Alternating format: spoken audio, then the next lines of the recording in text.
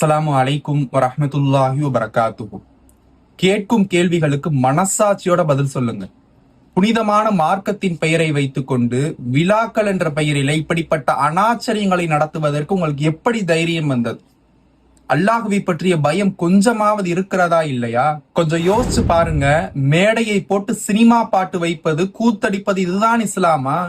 இதையா நபி ஸல்லல்லாஹு அலைஹி வஸல்லம் அவர்கள் நமக்கு கற்றுக் கொடுத்தாங்க?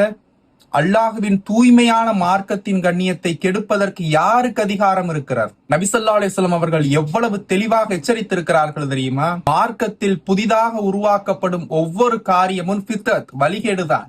ஒவ்வொரு வழிகேடும் நரகத்தில் கொண்டு போய் சேர்க்கும் என்று எச்சரித்திருக்கிறார். அல்லாஹுவின் தூதர் நரகத்தின் வழி என்று எச்சரித்த காரியங்களை விழாக்கள் என்ற பெயரில் கொண்டாடுவதற்கு உங்களுக்கு எப்படி மனம் வருகிறார்? நரக நெருப்புக்கு கொஞ்சம் கூட அஞ்சவில்லையா? நாளைக்கு உயிர் பிரியும் போது மலக்குள் மௌத் முன்னாடி வந்து நிக்கும் போது நாங்க ஊர் வழக்கப்படிதான் பாட்டு கச்சேரி வச்சோன்னு சாக்கு போக்கு சொல்ல முடியுமா? மண்ணறைக்குள் தூக்கி போடும் போது இந்த சினிமா பாட்டும் அனாச்சார கூத்துமா அவங்களை காப்பாற்றும்? ஊர் வழக்கம், முன்னோர்கள் வழக்கம் என்று சப்பக்கட்டு கட்டாதீர்கள். ஊர் வழக்கத்தை விட அல்லாஹும் அவன் தூதரும் சொன்னதுதானே நமக்கு முக்கியம். அறிவை எங்கே அடகு வைத்திருக்கிறீர்கள்? தெளிவாக புரிந்து கொள்ளுங்கள். விழாக்கள் என்ற பெயரில் மார்க்கத்திற்கு எதிரான ஆபாசமான பித்ராத்தான காரியங்களை செய்வதை உடனடியாக நிறுத்துங்கள். ஊர் பெரியவர்களே, இளைஞர்களே, உங்கள் ஊர்களில் மார்க்கத்திற்கு எதிரான இது போன்ற அனாச்சாரியங்கள் நடக்கும் போது பார்த்து கொண்டு சும்மா உட்கார்ந்திருந்தா நாளைக்கு மறுமையில இறைவனுக்கு முன்னால் நிற்கும் போது நீங்களும் இந்த பாவத்தில் கூட்டாளிதான்.